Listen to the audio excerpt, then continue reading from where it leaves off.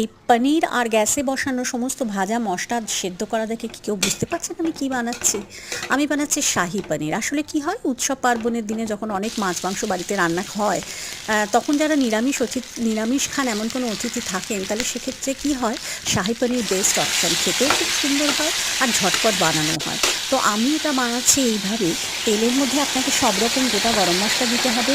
এলাচ, দারচিনি, লবঙ্গ, সাজিরা, সামরিক, জায়ফল, জয়িত্রী সমস্ত কিছু দিয়ে, পেঁয়াজ, বেশি করে টমেটো, কয়েক টুকরো আদা রসুন আর বেশ কয়েকটা কাজু বাদাম দিয়ে এটা ভাজা ভাজা করে সেদ্ধ করে ঠান্ডা করে আপনি মিক্সিতে পেস্ট করে নেবেন।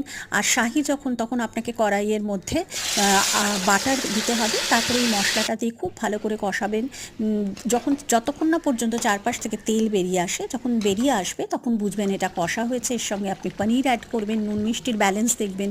আর নামানোর আগে বেশ খানিকটা আপনাকে ফ্রেশ ক্রিম অ্যাড করতে হবে, শাহি তো।